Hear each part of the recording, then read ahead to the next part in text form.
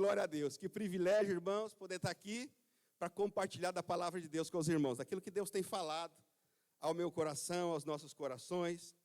Eu quero só dar 2 avisos antes da gente ir para o compartilhamento da palavra. Eu quero pedir que os visitantes levantem a mão, aqueles que estão nos visitando hoje. Levantem a mão, a gente tem um presente para você, uma lembrança para você. Irmãos da recepção, né, estejam atentos, esses irmãos. Mantenha a sua mão levantada, querido, até que alguém da nossa recepção chegue até você. Se você abaixar o braço, talvez eu vou ter dificuldade de identificar. Então, mantenha a mão levantada. Tem irmãos que ainda não receberam, queridos. Irmãos, outro aviso muito importante. Nós teremos no próximo final de semana o encontro com Deus de jovens e adultos. Queridos, as vagas para mulheres já se esgotaram, não há mais. Mas ainda temos algumas vagas para homens. Então, se você deseja se envolver nesse projeto, se você tem o desejo de ter seu encontro pessoal com Deus e ter sua vida transformada, homem, corra e faça a sua inscrição, porque as vagas são limitadas. Por quê? Porque limitado é o espaço, é o ambiente que a gente tem.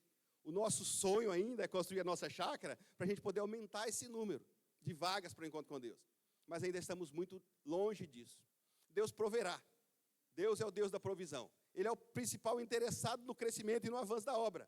Então, mas homem, não perca essa oportunidade. O encontro com Deus é tremendo. Aleluia, glória a Deus. Amém, queridos. Irmãos, eu queria compartilhar a palavra de Deus com os queridos, a partir de Levítico 26, do versículo 7 e 8.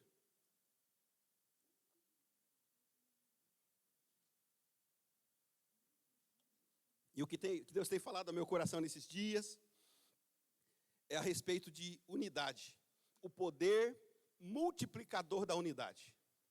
E olha só que interessante, algo que a palavra de Deus nos fala, mas que se você olhar com o olhar natural, se você olhar para a palavra de Deus com o seu olhar natural, talvez você não compreenda. Olha só, e perseguireis os vossos inimigos, e cairão a espada diante de vós. 8. 5 de vós perseguirão 100, e 100 de vós perseguirão 10.000, e os vossos inimigos cairão a espada diante de vós. Amém? Vamos orar? Senhor, em nome de Jesus, eu quero te adorar, Pai, pela palavra do Senhor. Pai, te adorar, Pai, porque eu compreendo o poder multiplicador que há na unidade, Senhor. Pai, eu te peço em nome de Jesus, que o Senhor revele isso ao coração da sua igreja. Senhor, em nome de Jesus, que nós possamos compreender, Pai, o poder que existe na unidade, a unção do Senhor que é liberada quando nós trabalhamos, quando nós caminhamos, quando nós servimos em unidade, Pai. Deus, em nome de Jesus, o Senhor tem liberdade para falar à sua igreja nessa manhã, em nome de Jesus. Amém? Queridos, eu tenho um desafio aqui, hein? 10 horas.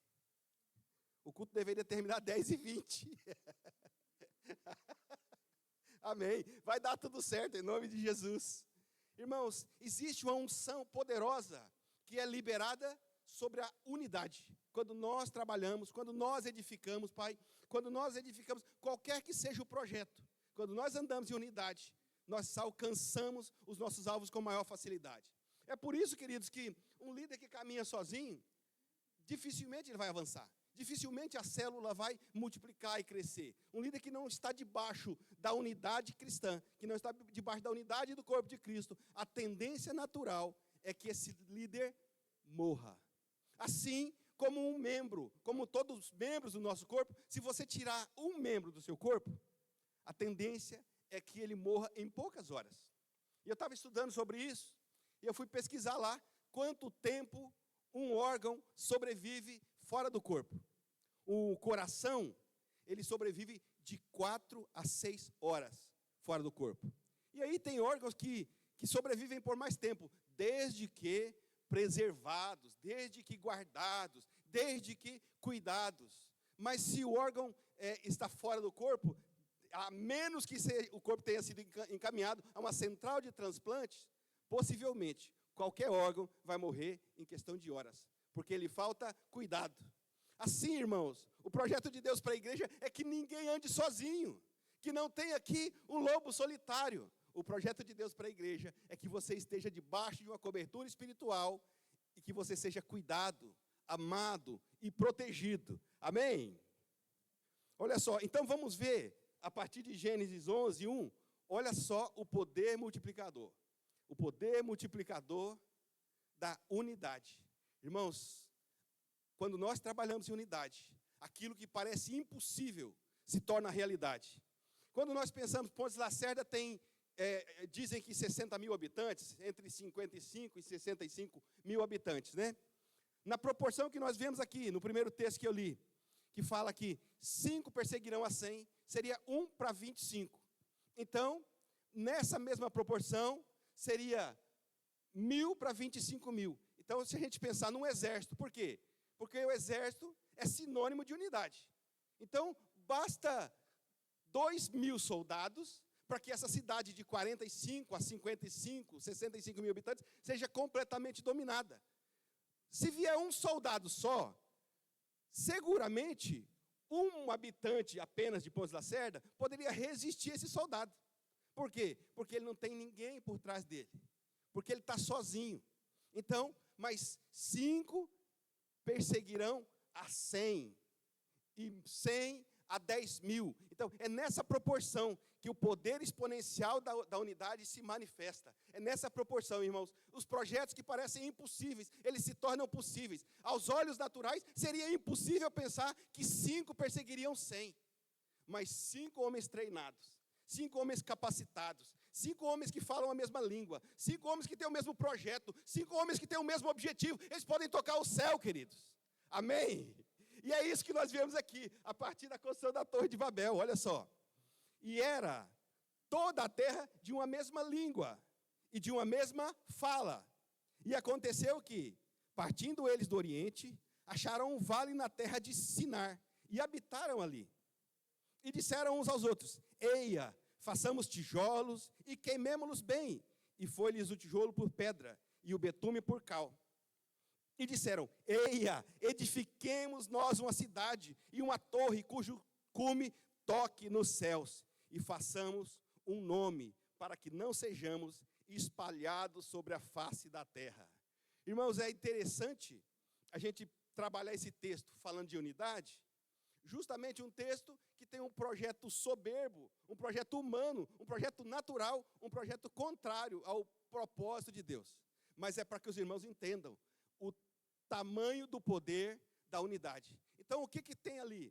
O povo se uniu, falou assim: vamos edificar para nós uma cidade, vamos nos ajuntar, vamos trabalhar unidos no mesmo projeto, no mesmo propósito, vamos edificar para nós uma cidade, para que não sejamos espalhados sobre a terra, e para edificar uma torre cujo cume, cujo topo toque os céus. O que eu disse no começo, irmãos?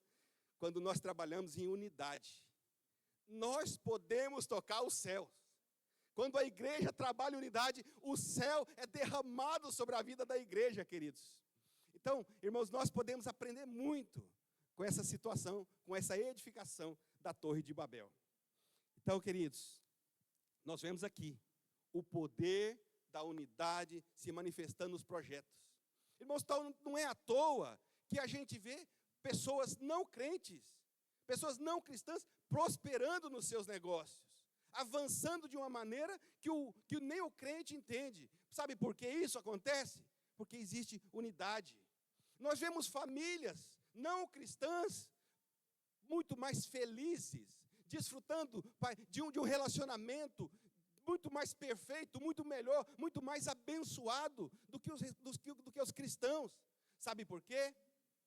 Por causa do poder multiplicador da unidade.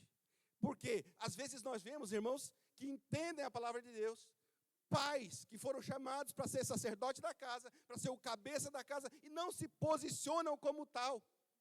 Então, é natural, a palavra de Deus diz que um reino dividido contra si mesmo se destrói, e uma casa dividida não poderá subsistir, não poderá existir. Irmãos, nós precisamos entender com revelação do Senhor, porque só quando nós recebemos revelação, nós mudamos a nossa postura. Homens, sacerdotes, cabeça da mulher, como diz a palavra, porque o homem é o cabeça da mulher, como Cristo é o cabeça da igreja. Então, irmãos, não existe uma família bem-sucedida se o homem não se posiciona, se o homem não toma posição de sacerdote, de chefe da casa, de cabeça da casa, de líder do lar. Queridos, é por isso que nós vemos, talvez, pessoas que não conhecem a palavra, muito melhor sucedidas no casamento, na sua vida financeira, do que nós. Porque nós conhecemos a palavra, mas às vezes negligenciamos a palavra. Amém, queridos? Então, irmãos, a unidade é poderosa. E o que torna possível o impossível. Eu me lembro que, quando, não é merchan, queridos, eu sou muito amigo de infância do Rogério e do Rafael, os donos do Supermais, Farturão, dessa rede Iguaçu, e nós fomos criados juntos, brincando de bola juntos. Eles eram bem melhor, o Rogério principalmente era bem melhor do que eu, mas, queridos, ele estava na minha casa sempre e eu na casa deles, e eles eram uma família bem pobre. O pai deles tinha uma terra pequena, 35 alqueires, lá perto de Jauru, mas eles criaram o projeto do supermercado, para trabalhar em unidade. E a família inteira abraçou. O Rogério era entregador, o Grinaldo era administrador, eles eram meninos ainda. A Maria trabalhava no escritório, então nenhum deles estava fora. E o Rogério pilotava perigosamente a Kombi de entrega do supermercado, do pacotão ainda lá em Jauru. Sabe por que isso? Sabe por que chegaram onde estão? Irmãos, eu não estou dizendo que o projeto de Deus para a sua vida é que você seja milionário como eles estão hoje. Mas eu estou dizendo que se trabalhar em unidade, se a sua família trabalhar junto, se você envolver a sua esposa em todos os seus projetos, se a esposa entender o marido como cabeça e andar com ele em todos os projetos, irmãos, nada poderá separar, todo projeto será bem sucedido. Amém, queridos? Aleluia. E olha só, então, pensando a respeito disso, até agora nós entendemos que a Torre de Babel, ela era um projeto contrário à vontade de Deus. O que era a vontade de Deus? Vamos ver lá na NVI, Gênesis 9, 7. Versão NVI, Gênesis 9, 7.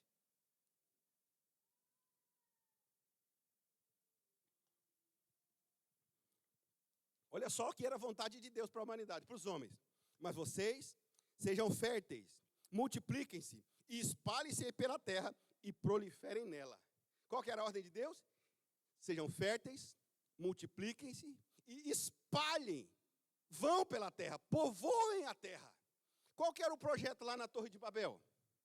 O projeto era, edifiquemos para nós uma cidade, cuja torre toque os céus, e façamos um nome, para que não sejamos espalhados pela terra. Percebe, irmãos? Consegue entender? Então, o projeto da Torre de Babel era que o nome deles fosse conhecido e para que eles não fossem espalhados sobre a face da terra. Vê que espaço há aí.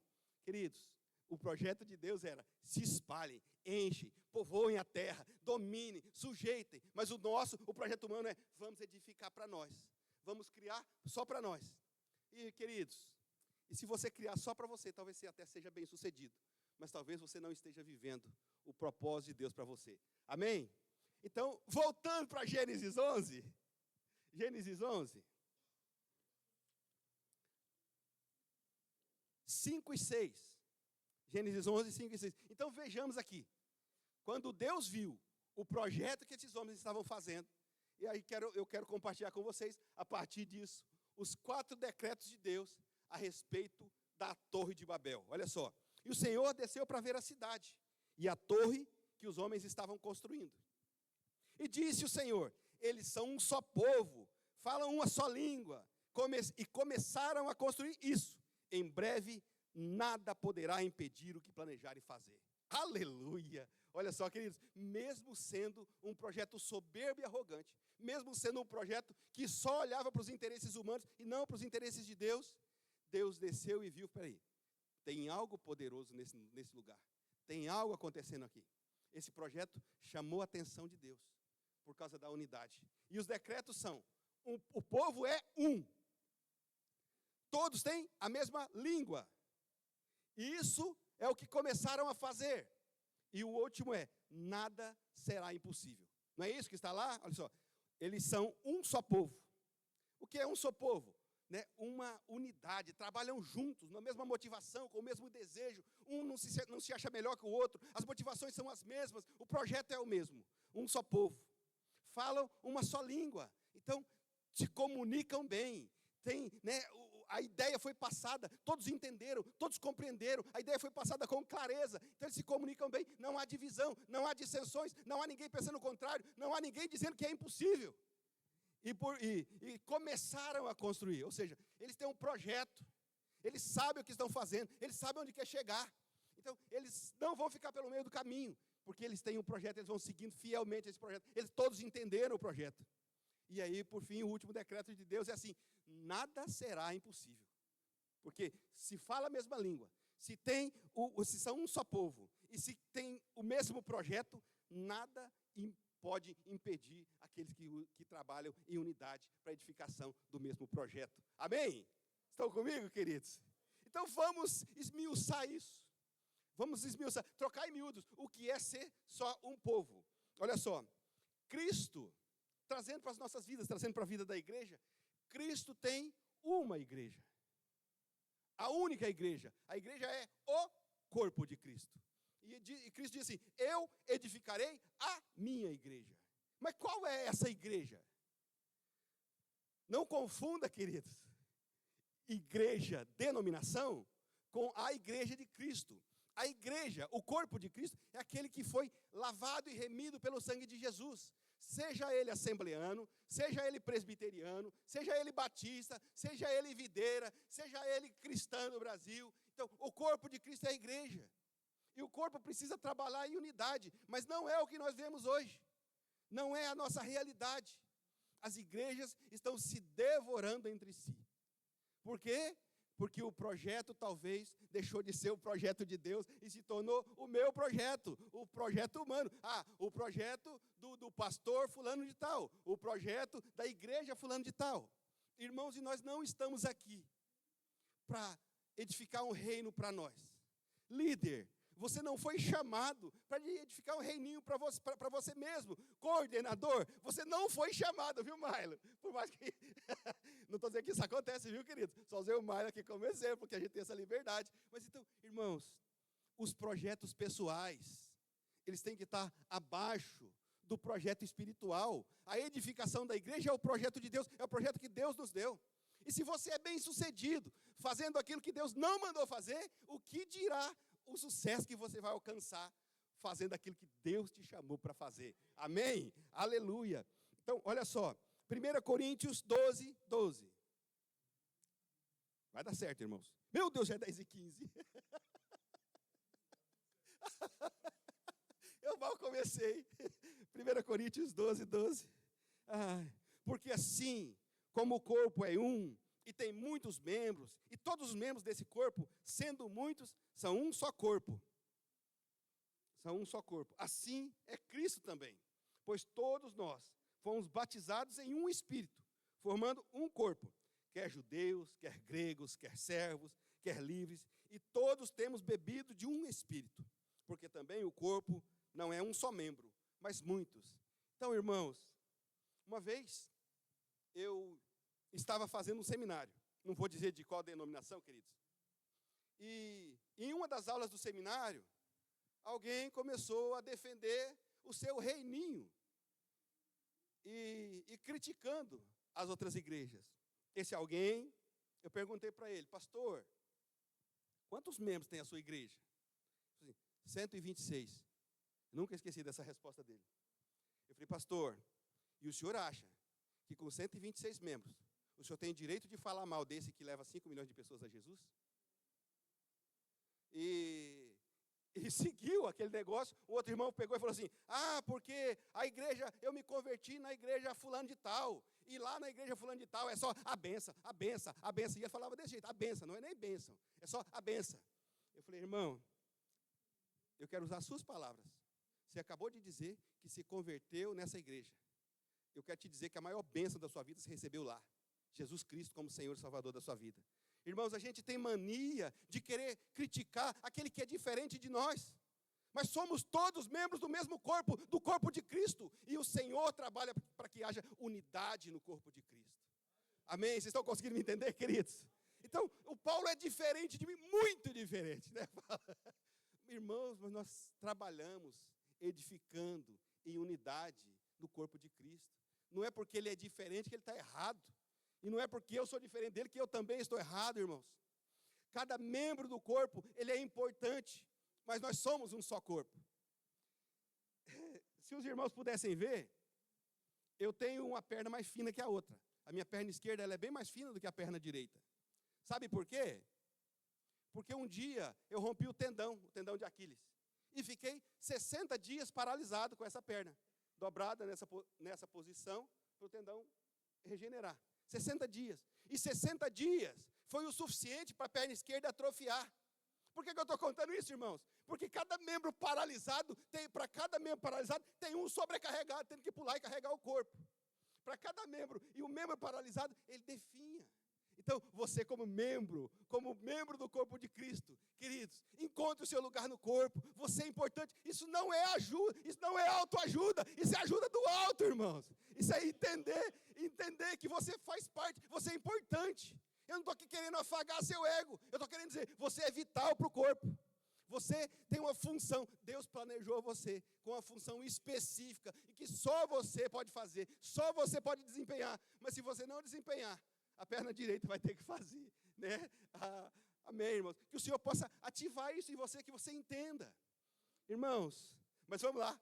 Então, desses decretos, o primeiro é um só corpo. O segundo decreto do Senhor, todos têm a mesma língua. Irmãos, assim como o nosso corpo, né, tem uma única língua e vários membros, todos têm a mesma língua. Irmãos, porque como é difícil edificar alguma coisa quando tem alguém dizendo uma língua contrária. Como é difícil quando você fala português e a mulher fala grego. Como é difícil quando não há compreensão entre marido e mulher. Porque, irmãos, em primeiro estágio, a igreja que Deus quer edificar é a sua casa.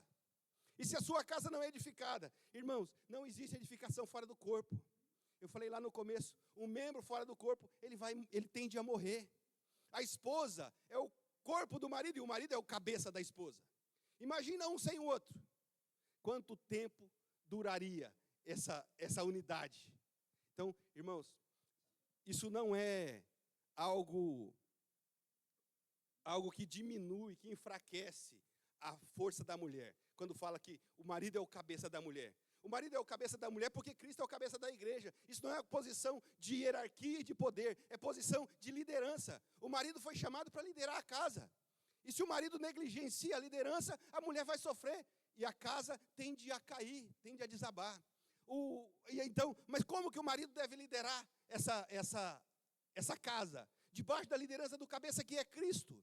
Então, quando nós andamos em unidade, falamos a mesma língua, comunicamos bem, tomamos a nossa posição como membros do corpo, o corpo é edificado. E isso traz segurança, gera um ambiente de segurança, para que o corpo possa se desenvolver.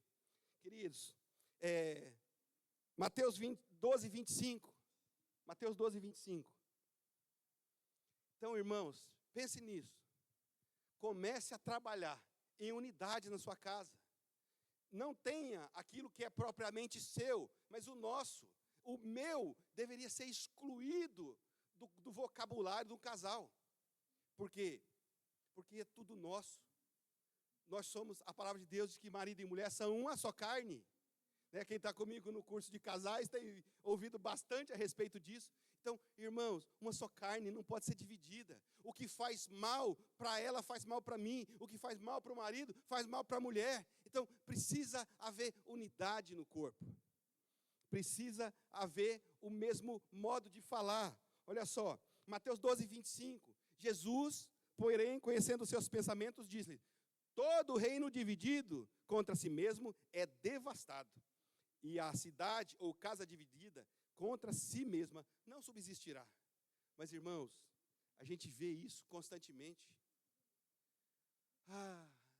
O marido tem seus projetos Mas a mulher fala assim, isso não vai dar certo.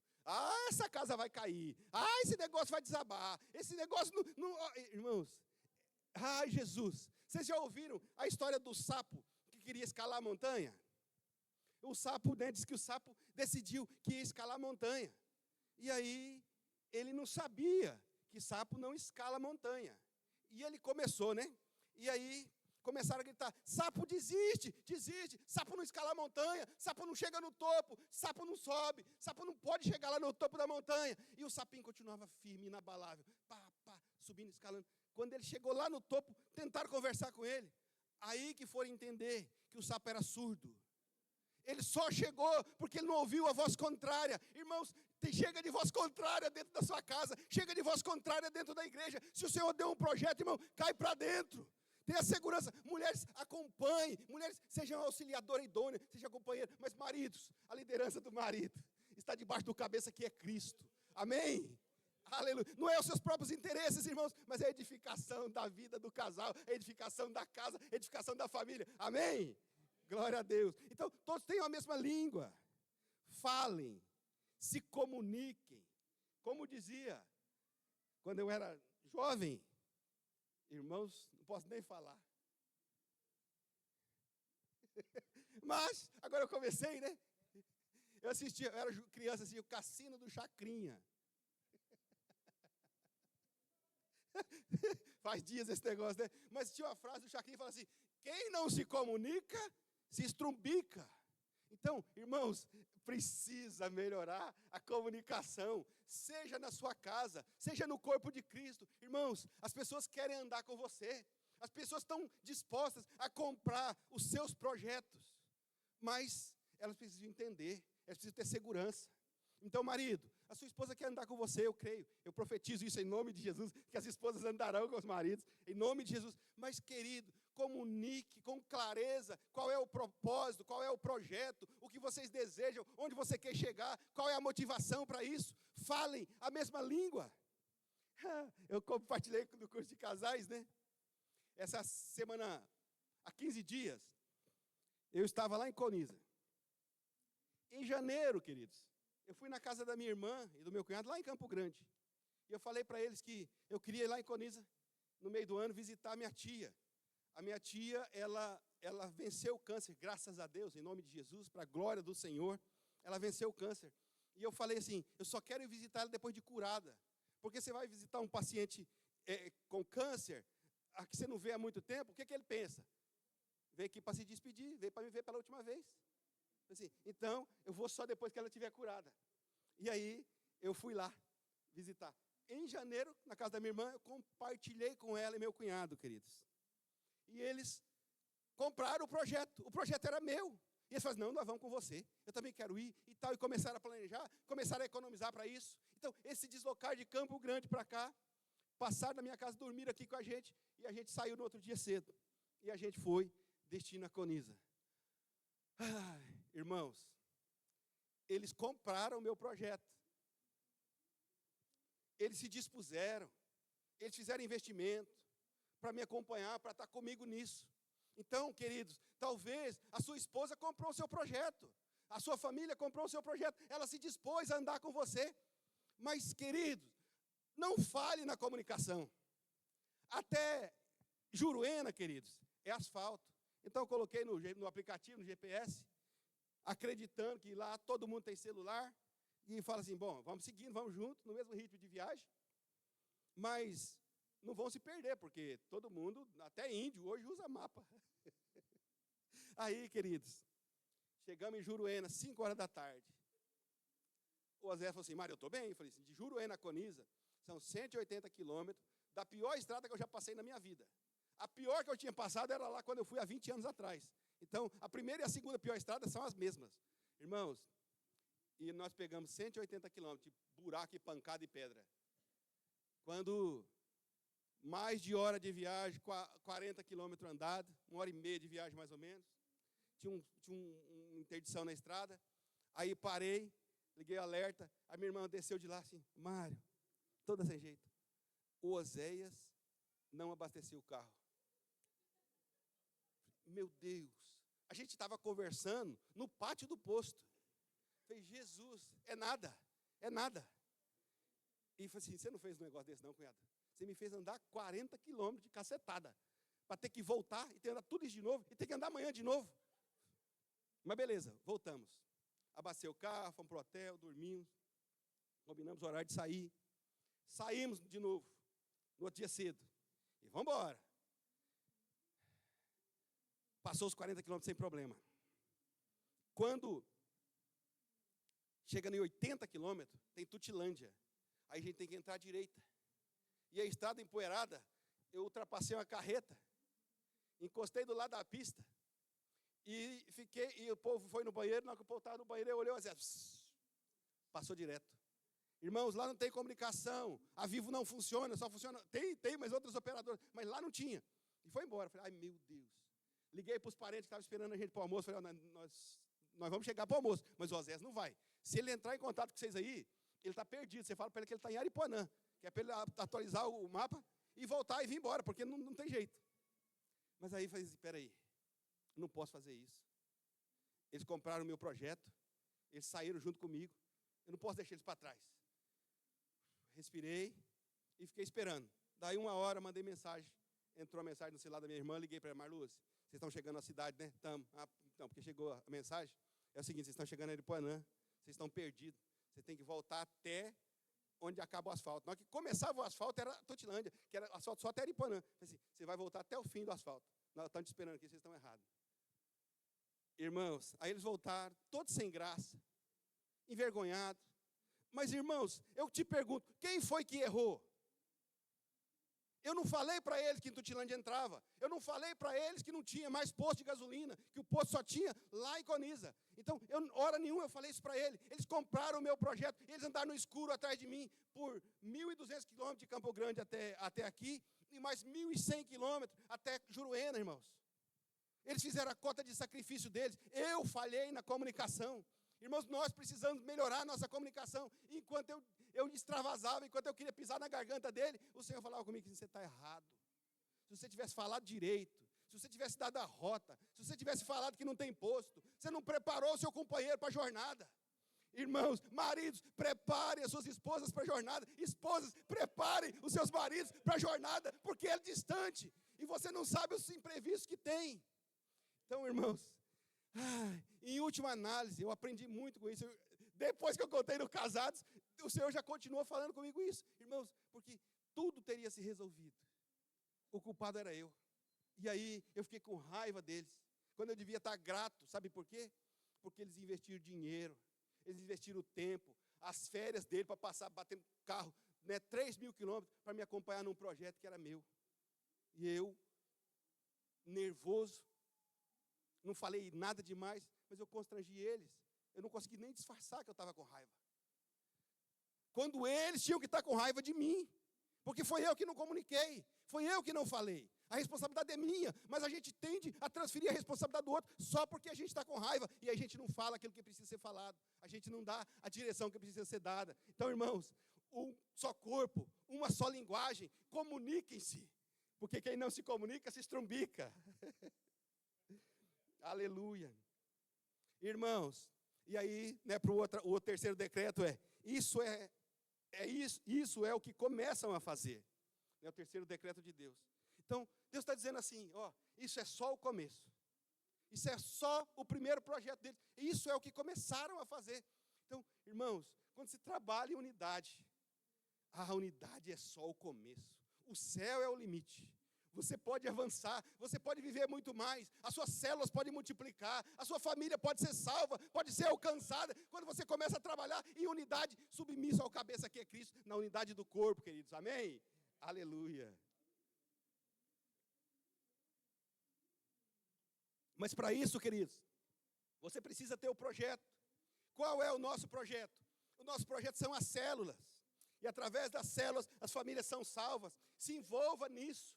Se você não está em uma célula, se envolva. É a nossa forma de crescer. Porque um corpo fora, um órgão, um membro fora do corpo, ele está condenado à morte, queridos. O nosso jeito de viver, o nosso jeito de crescer, o nosso jeito de cumprir o propósito, a nossa maneira de cumprir o propósito, são as células. Existem igrejas de programas, existem igrejas que a cada final de semana ela faz um programa diferente, mas nós não. O nosso programa, a nossa essência, a nossa vida, o nosso projeto são as células, e lá que flui a vida de Deus, é lá que você é alimentado, é lá que você analisa se está edificando da maneira correta. É na célula que nós analisamos isso, é na célula que você recebe a direção. Eu sei que é poderoso cada culto, cada palavra, Deus fala com a gente, Deus fala no nosso coração, mas você vai embora e sabe o que acontece? Na segunda-feira, se te perguntar qual foi o tema da pregação, você não lembra. Porque tem um estudo que fala que nós nos lembramos de 3% daquilo que ouvimos, mas de 30% daquilo que compartilhamos, daquilo que falamos. Então, a nossa forma de te fazer, de te desafiar, de te encorajar a crescer em revelação da palavra de Deus é através das células. É através das células. Você vai falar e vai passar de 3% para 30% de aproveitamento daquilo que é a palavra de Deus, que vai ficar marcada no seu coração e na sua vida. Amém? Esse é o nosso projeto. Se envolva nele. Se apaixone por ele, queridos. Amém? Eu vou acelerar aqui porque o tempo não para. Ai, meu Deus. E por fim, né, o quarto decreto. Nada será impossível. Irmãos, quando nós trabalhamos em unidade, quando nós somos um povo só, quando eu entendo que o Sula é parte do meu corpo, ele é parte do corpo de Cristo, eu faço parte, eu estou inserido no corpo de Cristo. Irmãos, eu cuido dele, ele cuida de mim, eu invisto na vida dele, ele investe na minha, nós nos amamos, a vida de Deus flui em nós. Irmãos, quando a vida de Deus flui, quando o sangue de Cristo flui no meio da igreja, nada será impossível. Amém? Aleluia. Queridos, eu vou encerrar, né? Eu vou encerrar com esse versículo, Marcos 16, 17. Marcos 16, 17.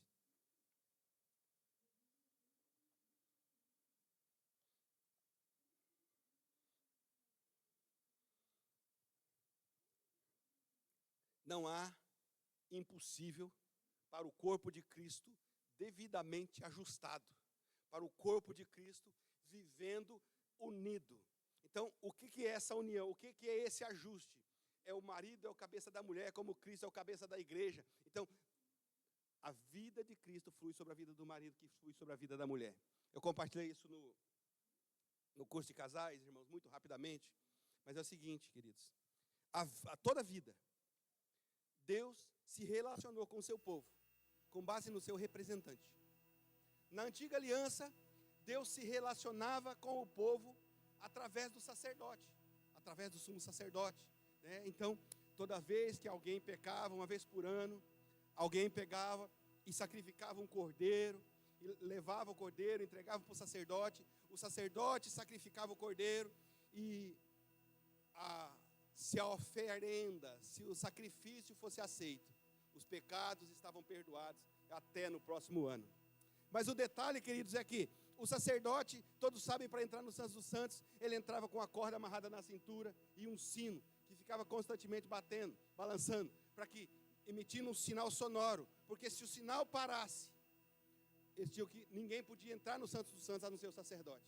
Se o sinal parasse, é sinal que o sacerdote foi rejeitado, é sinal que havia pecado no sacerdote, e aí o sacerdote morria, e eles tinham que puxar pela corda. Então, se o sacerdote fosse rejeitado, queridos, se fosse achado defeito no sacerdote, o sacrifício não era aceito. Vocês entendem? Não tem nada a ver com a pessoa. O cordeiro que eu oferecia, ele era sem defeito, o sacerdote já tinha analisado. Eu era pecador, mas se o sacerdote fosse aceito, eu era aceito diante de Deus. Consegue me entender, queridos? E aí, na nova aliança, né, o sacerdote, o cordeiro é Cristo. O cordeiro sem defeito é Cristo, que morreu uma vez só por todos os nossos pecados. Então, mais uma vez, nós vemos Deus nos perdoando através do sacerdote. Através do sacerdote. Por que eu estou falando isso, queridos? Porque eu sei que Deus fala individualmente a cada um, mas tem projetos que Deus dá para o sacerdote da casa. O sacerdote tem responsabilidades. Deus se relaciona sempre conosco com base no nosso representante. Seja o sumo sacerdote, seja Jesus Cristo, seja o sacerdote da casa, Deus se relaciona, Deus dá direções específicas. E se o sacerdote negligencia o seu papel, se o sacerdote negligencia a sua função, talvez a casa não poderá subsistir, queridos. E é isso que eu quero que você pense, que você receba como revelação. Homens, nesse dia dos pais, homens, se posicionem. Talvez você não tenha vivido, talvez você tenha vivido muito aquém do padrão de Deus, mas o padrão de Deus é que você seja o sacerdote. O padrão de Deus é que você conduza a sua família nos caminhos do Senhor. O padrão de Deus é que você interceda pelos seus filhos. O padrão de Deus é que você seja aquele que oferece sacrifícios. Assim como o Jó, que só de pensar no seu coração, pode ser que os meus filhos tenham pecado contra Deus, se levantava de madrugada e oferecia sacrifícios a Deus para a purificação dos seus filhos. Mas tem sacerdotes, irmãos, que só de pensar que o filho pode ter pecado, ele quer pisar no pescoço dele e quer exigir dele uma justiça que ele não tem, queridos. Amém, queridos? Irmãos, em nome de Jesus, que vocês maridos, que vocês pais, se posicionem como o sacerdote da casa, como cabeça da mulher, como Cristo cabeça do homem. Amém, Jesus? Amém, queridos? Para a edificação do corpo. E quando nós nos posicionamos, quando a igreja se posiciona, quando a sua casa, a sua família se posiciona e trabalha em unidade, nada será impossível. E a palavra de Deus diz que estes sinais seguirão os que creem. Em meu nome expulsarão demônios, falarão novas línguas, pegarão nas serpentes, e se beberem alguma coisa mortífera, não lhes fará dano algum, e imporão as mãos sobre os enfermos, e eles serão curados. Aleluia, queridos. Quando a igreja trabalha em submissão, quando a igreja entende que é um só corpo, quando a igreja tem a mesma linguagem, o mesmo modo de falar, quando a igreja tem o mesmo projeto, nada lhe será impossível. Você é vital para o corpo, queridos. Você é importante. Isso não é autoajuda. Isso é entendendo a sua função no corpo. Quando você vive a sua função no corpo, o corpo todo é edificado. Quando o corpo cresce, você cresce com ele. Amém, queridos? Fique de pé.